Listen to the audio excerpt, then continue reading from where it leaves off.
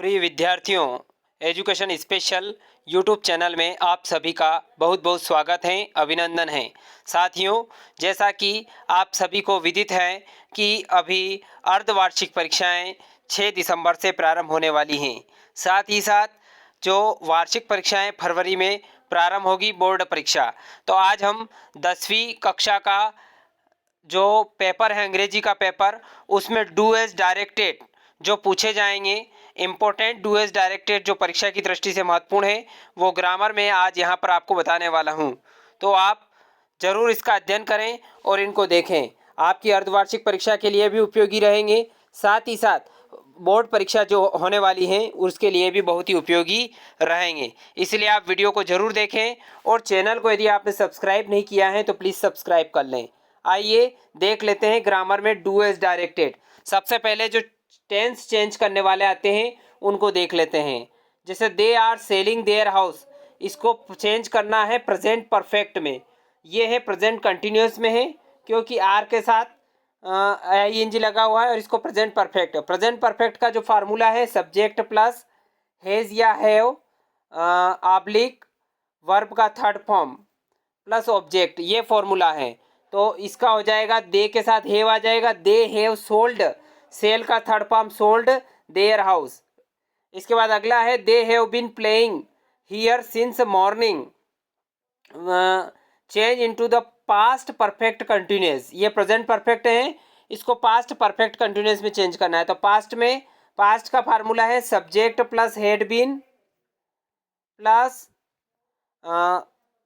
Head been plus verb का first form plus I N G. तो यहाँ पर हैव की जगह हेड आ जाएगा, बस इतना सा अंतर है। हैव की जगह हेड आ जाएगा, इसमें आ जाएगा they had been playing here since morning, बाकी वैसा वैसे ही रहेगा। अगला है ही टाट इंग्लिश, इसको बदलना है प्रेजेंट इंडेफिनेट में, यानी कि प्रेजेंट सिंपल टेंस में। ही के साथ सब्जेक्ट प्लस वर्ब का फर्स्ट फॉर्म प्लस एस लगता है, फिर ऑब्जेक्ट आता है। तो यहाँ पर ही के साथ टीच है, टाट का फर्स्ट फॉर्म टीच और टीच में ईएस लग जाएगा क्योंकि एक वचन करता है। ही टीचेस इंग्लिश, बस ये हो गया कंप्लीट।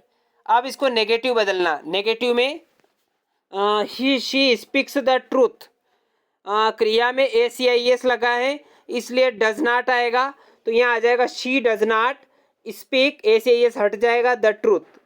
सेकंड है he did his work well, जैसे डिड के साथ नॉट लगेगा फिर डू लिखना है।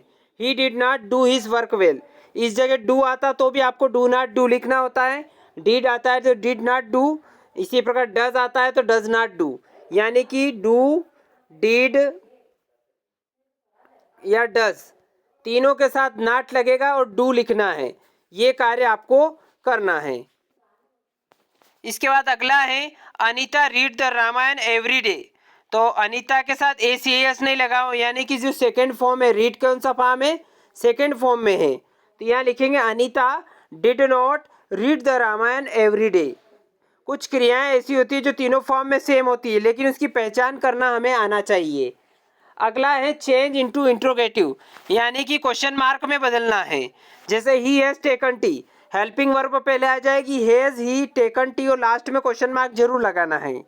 She lived in Shivpuri, second form है लिव्ड, तो यहाँ आ जाएगा did she live in Shivpuri और लास्ट में क्वेश्चन मार्क आ जाएगा। इसी प्रकार जम्बल्ड वाले आएंगे कि arrange the jumbled words into meaningful sentences.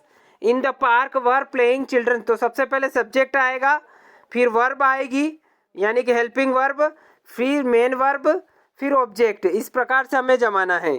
तो सबसे पहले चिल्ड्रन आ जाएगा, हेल्पिंग वर्ब है, वर्ब प्लेइंग आ जाएगी, फिर फुटबॉल आ जाएगा और फिर इन द पार्क सबसे लास्ट में अदर वर्ड आ जाएगा। अगला है स्वीट्स लाइक आई, सबसे पहले आई आएगा, फिर वर्ब आएगी लाइक, फिर स्वीट्स, आई लाइक स्वीट्स।